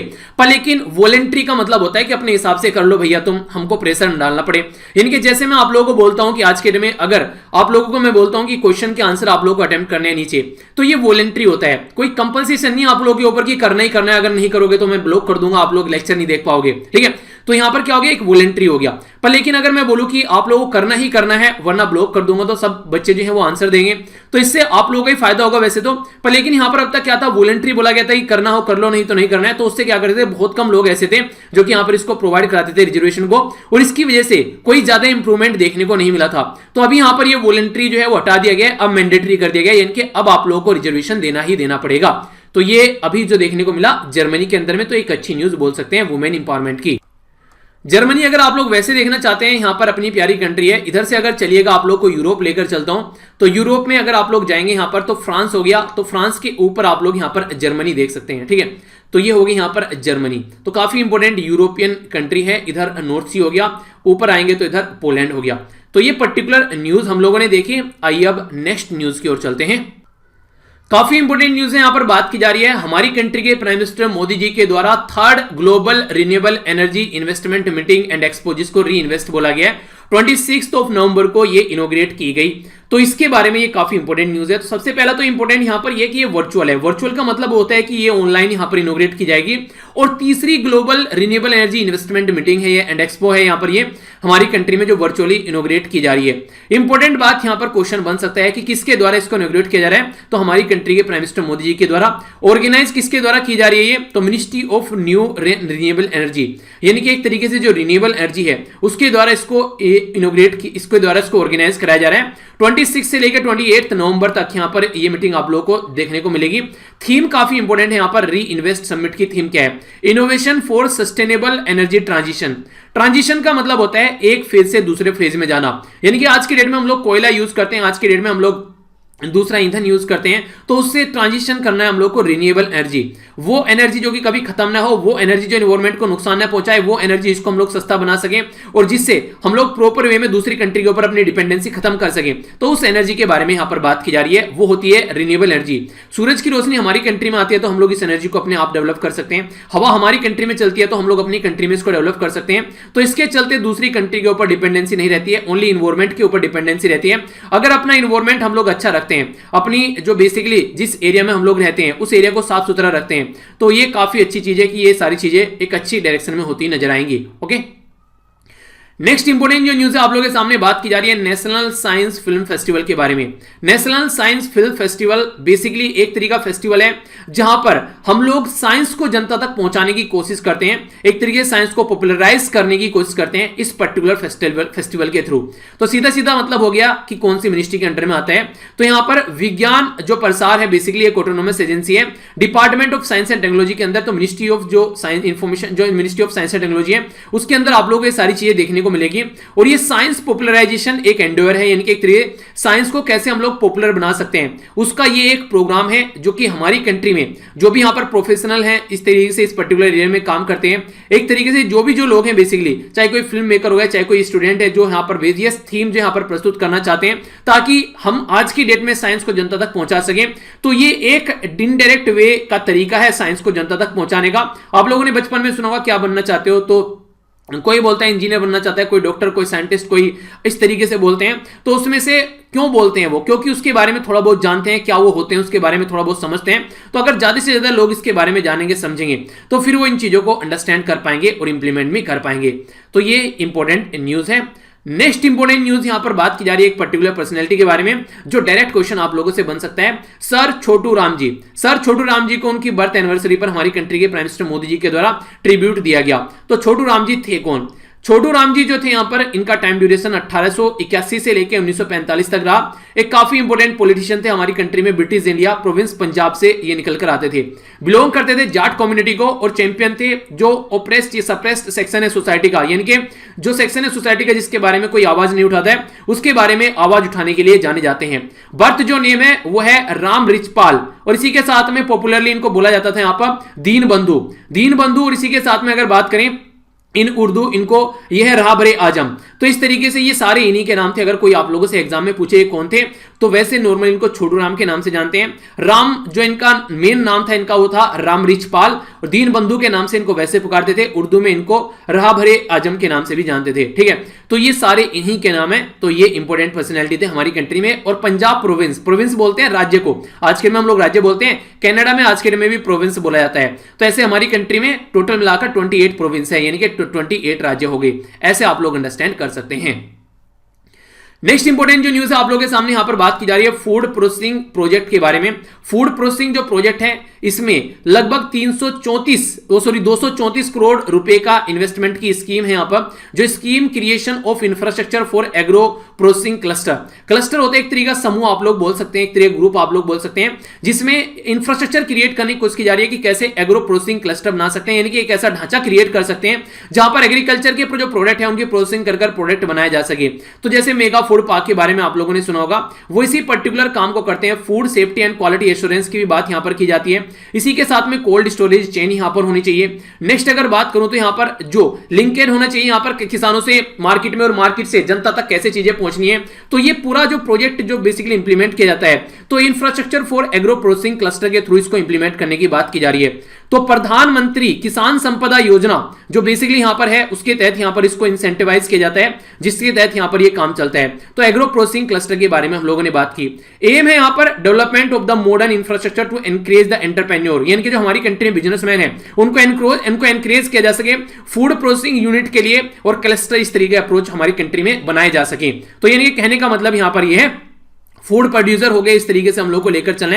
आज के दिन में गाय भैंस की बारे में बात करें, हमारी कंट्री में सबसे ज्यादा है लाइव स्टॉक आप लोगों को पॉपुलेशन का देखने को मिलेगा, सबसे ज्यादा है जो जानवर है हमारी कंट्री में है। लार्जेस्ट प्रोड्यूसर ऑफ मिल्क भी हमारी कंट्री आज के दिन में आप लोगों को देखने को मिलती है। सेकंड लार्जेस्ट प्रोड्यूसर है हम लोग फिशरी, फ्रूट, वेजिटेबल एंड जो दालें हैं उनके अंदर अगर आप लोग जाएंगे बहुत लार्ज स्केल पर हमारी कंट्री में काम किया जाता है। पर लेकिन कई सारी प्रॉब्लम भी है इसके साथ में। हमारी कंट्री में एक अच्छी मार्केट नहीं है जहां पर हम लोग अपने प्रोडक्ट ले जाकर बेच सकें। हमारी कंट्री में कोल्ड स्टोरेज चेन की फैसिलिटी ढंग से अवेलेबल नहीं है, हमारी कंट्री में जो बिचौलिया है वो ज्यादा चीजों को लेकर चले जाते हैं, किसानों को उनका प्रॉफिट प्रॉपर वे में नहीं पहुंच पाता है। हमारी कंट्री में इन्वायरमेंट के हिसाब से अगर हम लोग बात करें तो कहीं ना कहीं काफी लार्ज स्केल पर हमारी कंट्री की जो एग्रीकल्चर है वो मानसून के ऊपर डिपेंड रहती है, ये भी एक बहुत बड़ी प्रॉब्लम है। तो अगर कुछ दिक्कत लिखने के लिए आ जाए तो ये कुछ प्रॉब्लम्स हैं जो आप लोग बता सकते हैं। बहुत छोटे छोटे खेत हैं हमारी कंट्री में, क्योंकि जो लैंड है वो एक प्राइवेट सब्जेक्ट है आज के में, और एक तरीके से इज्जत बेइज्जती के साथ भी लैंड को, जमीन को जोड़कर माना जाता है। इसी के साथ में हमारी कंट्री में मॉडर्न टेक्नोलॉजी लार्ज स्केल पर यूज नहीं की जाती है, ये भी काफी बड़ी दिक्कत है, जिसकी वजह से हमारी कंट्री जो है बहुत सारे मुद्दों में आज के में पीछे है।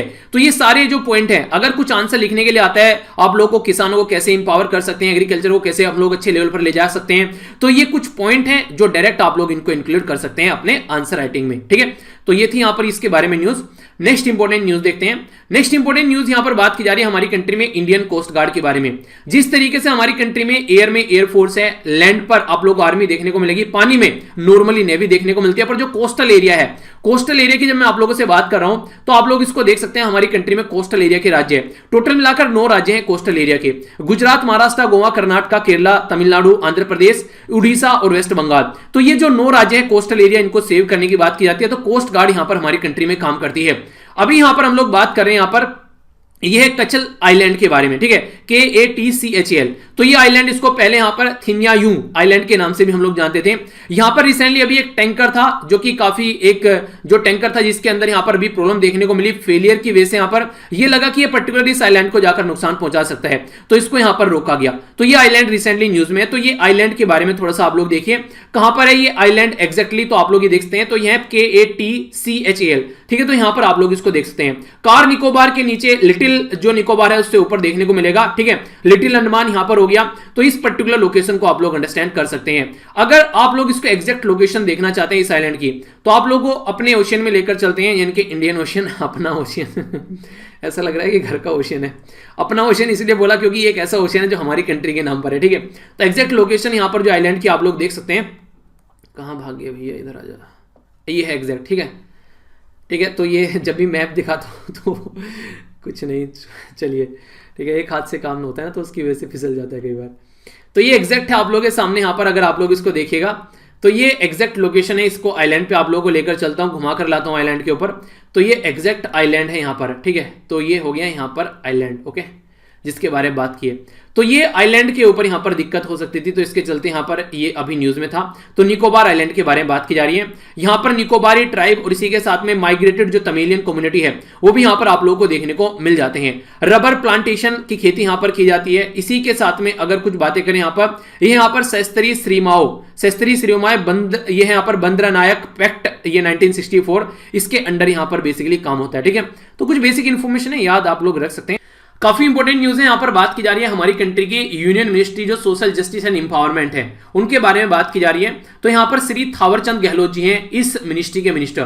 तो थावरचंद गहलोत जी के द्वारा अभी गरिमा ग्रह ये हमारी कंट्री में स्टार्ट किया गया है। ये गरिमा ग्रह जो है ट्रांसजेंडर यानी किन्नर जो लोग हैं उनके लिए रहने की जगह प्रोवाइड यहां पर कराई जाएगी, जिनको घर से निकाल दिया जाता है, कोई और एक्टिविटी देखने को मिलती है।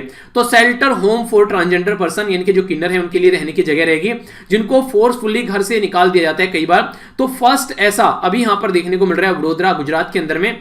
तो ये यहां पर जो नेक्स्ट ईयर 31 जो मार्च को इसका टारगेट रखा गया है, इसको स्टार्ट किया जाएगा, यानी कि इसको एक तरीके से इनॉग्रेट किया जाएगा।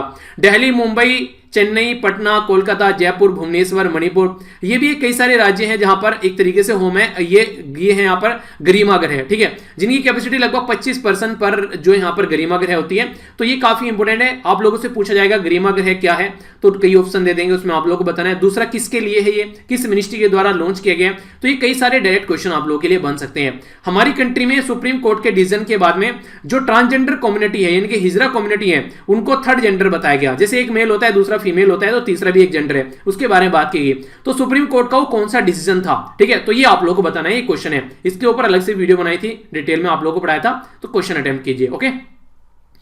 इंपॉर्टेंट न्यूज है यहां पर बात की जा रही है हमारी कंट्री के प्राइम मिनिस्टर मोदी जी के बारे में। उनके द्वारा अभी इन्फॉर्म किया गया है कि जो सेंट्रल गवर्नमेंट है उनके द्वारा EVIN यानी कि इलेक्ट्रॉनिक वैक्सीन इंटेलिजेंस नेटवर्क, ये एक नेटवर्क है जो कि यहां पर दवाइयों को जनता तक पहुंचाने का काम करता है, डिस्ट्रीब्यूशन नेटवर्क तैयार करता है।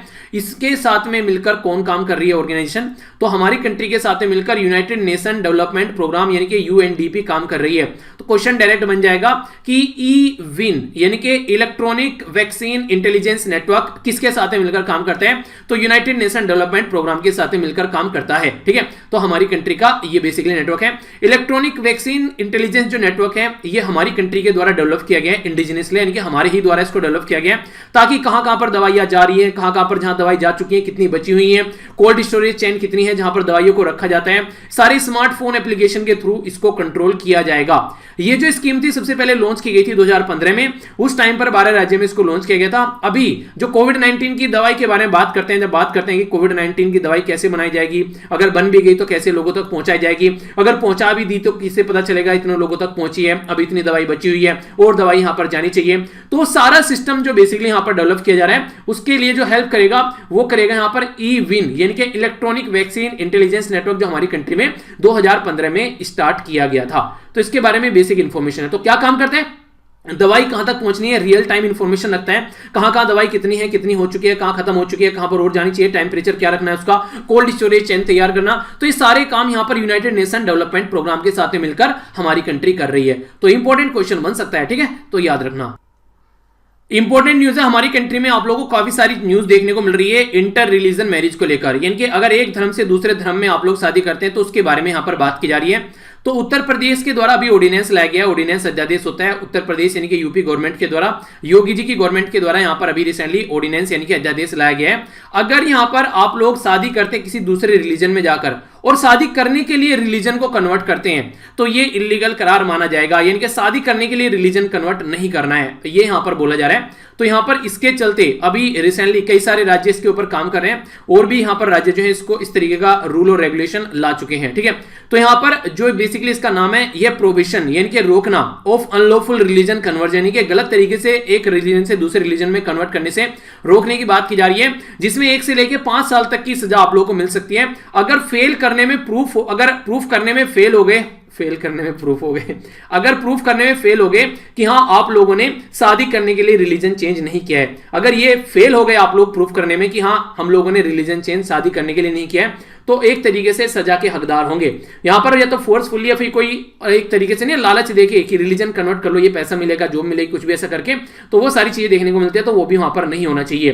पहले जो नोटिस पीरियड हुआ करता था अगर इंटर रिलीजन शादी करनी है तो 1 महीने का नोटिस पीरियड हुआ करता था, उसको बढ़ाकर 2 महीने का कर दिया गया है, ताकि सबको पता चल सके कि पर्टिकुलर जो पर्सन है ये इंटर रिलीजन मैरिज करने वाले हैं। इसके बारे में आप लोगों को पता है, कई बार हम लोग डिस्कस भी कर चुके हैं। रिलीजन के बारे में बात करें तो फंडामेंटल राइट है हमारे संविधान में, पार्ट 3 में अगर आप लोग जाएंगे आर्टिकल 12 से लेकर आर्टिकल 35 तक किसी चीज के बारे में बात करते हैं कि इंटर रिलीजन जो मैरिज है उनको हम लोगों को एक तरीके से इंटर रिलीजन मैरिज नहीं, सॉरी, जो रिलीजन है वो एक पर्सनल सब्जेक्ट है और प्राइवेसी फंडामेंटल राइट है आर्टिकल 21 के तहत। तो ये सारी जो चीजें हमारी कंट्री में ऑलरेडी संविधान इनके बारे में बात करता है। ठीक है, तो इसके बारे में कुछ बेसिक इंफॉर्मेशन है जिसके बारे में आप लोग आइडिया रख सकते हैं। अगर क्वेश्चन बने तो माइंड में कंफ्यूजन नहीं होना चाहिए।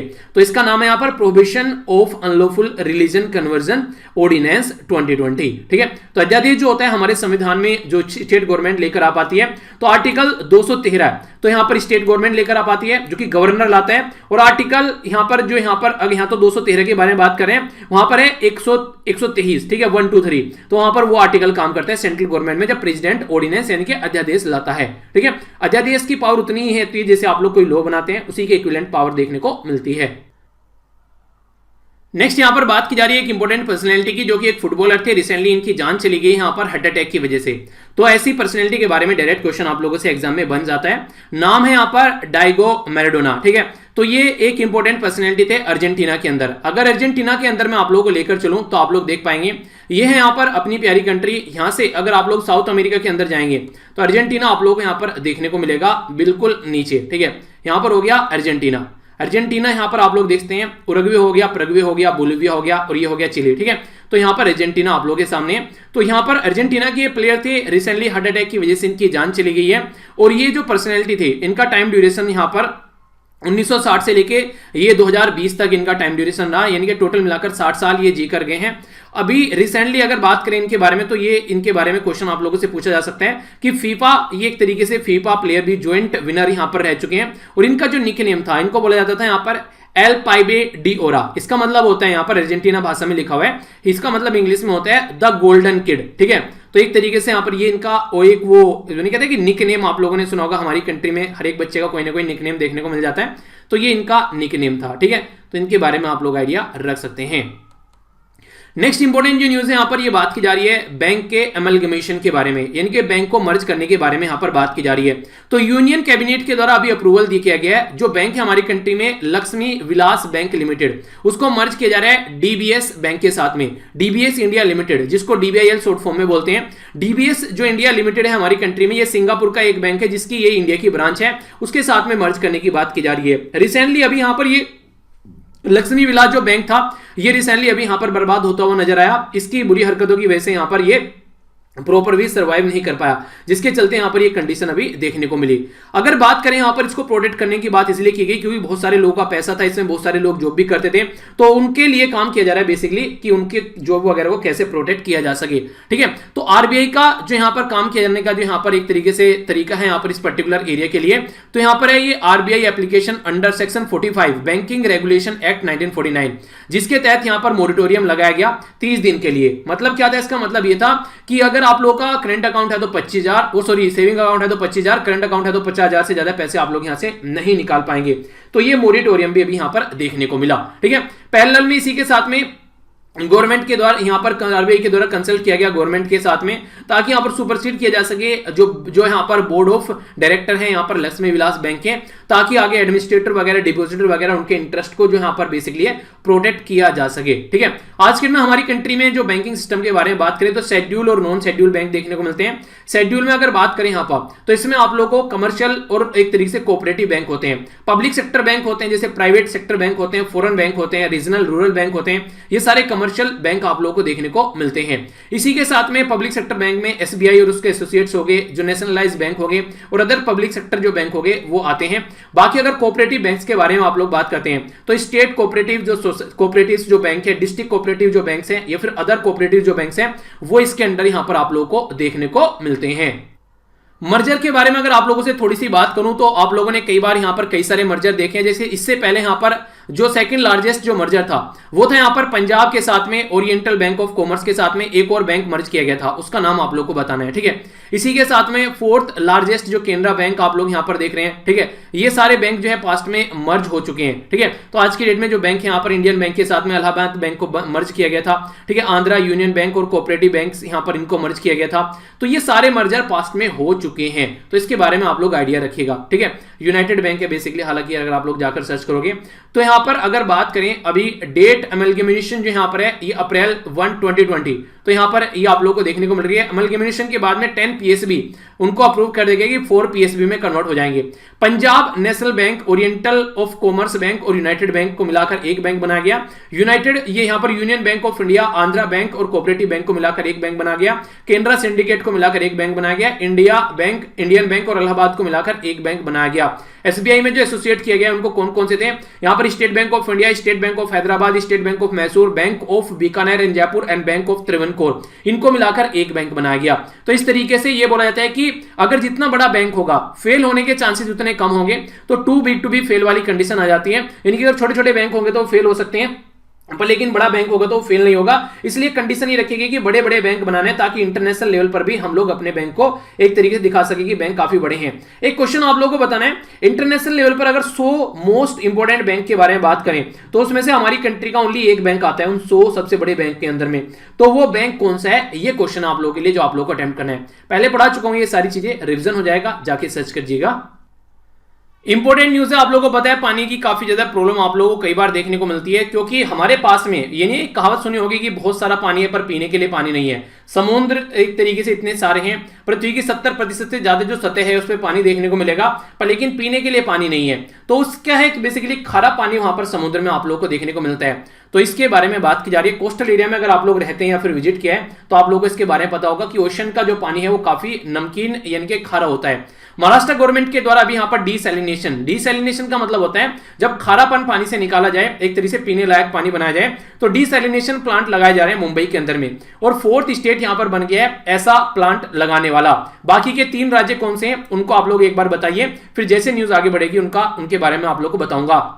ये क्या किया जा रहा है बेसिकली डिसैलिनेशन प्लांट जो है ये टर्न सोल वाटर इनटू जो वाटर जो फिट है ड्रिंक करने के लिए, यानी कि जो खारा पानी है उसको इस तरीके से कन्वर्ट कर देता है ताकि पीने लायक उस पानी को बनाया जा सके। और मोस्ट कॉमनली जो यूज टेक्नोलॉजी है वो है reverse osmosis procedure. Reverse osmosis आप लोगों ने वैसे पढ़ा होगा।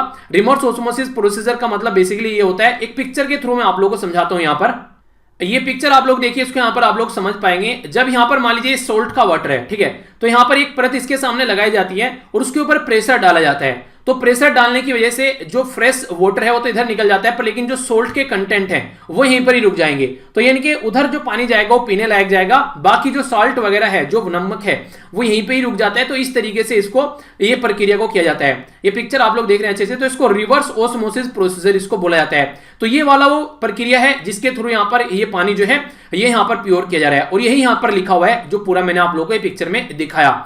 इसी के साथ में अगर कुछ और बातें मैं आप लोगों को शेयर करूं, जो चैलेंज है, जो डीसैलिनेशन के बारे में अगर हम लोग बात करते हैं तो एक तरीके से हम लोग ड्रिंकिंग पानी जनरेट करने की कोशिश कर रहे हैं तो हाई अमाउंट ऑफ एनर्जी यहां पर रिक्वायर होती है इसके लिए। तो एक तो ये काफी बड़ा चैलेंज है। दूसरा इसी के साथ में अदर जो यहां पर प्रॉब्लम है जैसे कि डिस्पोजल ऑफ बाय प्रोडक्ट, यानी कि जो निकल के आता है उसको कैसे डिस्पोज करना है, तो उसके बारे में बात होती है। हाई कॉन्सेंट्रेट आप लोग को यहां पर बेरिंग में देखने को मिलेगा डीसैलिनेशन प्रोसीजर में, यानी कि जो निकल के आता है पानी तो पी लिया, बाकी का जो बचा पदार्थ है उसका क्या किया जाए, ठीक है। इसी के साथ में जो अगर बात करें यहां पर जो पंप होते हैं जिसके बारे में बात की जा रही है, बेरिन इज पंप्ड, ये यहां पर बैक इनटू द सी, उसको फिर जो बचता है वो बैक इनटू द सी में पंप किया जाता है, ठीक है। तो इसकी वजह से कई सारे एरिया ऐसे होते हैं जिनको इकोलॉजिकल नुकसान पहुंचता है, यानी कि जैसे हम लोगों ने कुछ कंटेंट पीने का पानी निकाल लिया, बाकी का जो पानी बच गया उसमें बहुत ज्यादा नमकीन बच गया, उसको जब वाटर को जाकर उल्टा उसमें डालेंगे पानी के अंदर में तो बहुत ज्यादा नुकसान वहां पर उस पर्टिकुलर एरिया में देखने को मिल सकता है। तो उसके बारे में बात की जा रही है। ग्लोबल और इंडियन सिनेरियो क्या है, वर्ल्ड वाइड डीसैलिनेशन जो है ये वन ऑफ पॉसिबल आंसर है कि आने वाले टाइम में अगर वाटर क्राइसिस है यानी कि पानी पीने के लिए नहीं मिल रहा है तो उसका ये सोल्यूशन है। इसी के चलते कई सारे प्लांट लगाए जा रहे हैं अलग अलग कंट्री में। अगर बात करें डीसैलिनेशन के बारे में तो यहां पर आप लोगों को कंट्री जो है मिडिल ईस्ट वगैरह जो है रिसेंटली वो एक तरीके से एक काम करने की कोशिश कर रही है। यूनाइटेड स्टेट ऑफ अमेरिका और ऑस्ट्रेलिया भी हमारी कंट्री में, मैंने बताया अभी यहां पर महाराष्ट्र तीसरा राज्य है, तमिलनाडु ऑलरेडी कर चुका है। गुजरात के बारे में बात करें, आंध्र प्रदेश के बारे में बात करें, वो भी यहां पर इसको प्रपोज कर चुके हैं। यानी कि गुजरात, आंध्र प्रदेश, तमिलनाडु के बाद में महाराष्ट्र जो है वो 4th नंबर का राज्य बन चुका है जो इस पर्टिकुलर प्रोसीजर के लिए काम कर रहा है। तो डीसैलिनेशन क्या है, क्यों यूज किया जा रहा है, इसके बारे में क्वेश्चन आप लोगों से एग्जाम में बन सकता है, तो ये कंफ्यूजन आप लोगों को नहीं रखना है। तो कौन कौन से राज्य हैं यहां पर, तो एक तो आप लोग देखते हैं यहां पर जो मैंने भी आप लोगों को बताया, एक तो हो गया टोटल यहां पर जो बात की गई हम लोगों ने महाराष्ट्र के बारे में बात की, और बाकी कौन सा है गुजरात, आंध्र प्रदेश और तमिलनाडु, ठीक है। तो गुजरात कहां पर हो गया, गुजरात हो गया यहां पर ये, ठीक है। आंध्र प्रदेश यहां पर हो गया ये, और तमिलनाडु हो गया यहां पर ये। तो इनके बारे में याद रखेगा। तो महाराष्ट्र करने जा रहे हैं, गुजरात कर चुके हैं, आंध्र प्रदेश और तमिलनाडु कर चुके हैं। तो डायरेक्ट क्वेश्चन आप लोगों से राज्य के बारे में पूछ लिया जाएगा। और नॉर्मली एक इंटरेस्टिंग बात मैं आप लोगों को बताता हूं जो आप लोग कॉमन सेंस से भी यहां पर यूज कर सकते हैं। मैक्सिमम यहां पर ये वही काम करते हुए नजर आएंगे डीसैलिनेशन का जो कोस्टल राज्य है। जैसे 9 राज्य हो गए, गुजरात हो गया 1, महाराष्ट्र हो गया 2, गोवा हो गया 3, कर्नाटक हो गया 4, केरला हो गया 5, यहां पर तमिलनाडु हो गया 6, आंध्र प्रदेश हो गया 7, उड़ीसा हो गया 8 और वेस्ट बंगाल हो गया 9। तो टोटल मिलाकर ये 9 राज्य कोस्टल राज्य हैं जो डीसैलिनेशन का काम करेंगे, क्योंकि यहीं से तो समुद्र का पानी आता है खारा जिसको ये प्योर करने की कोशिश करेंगे।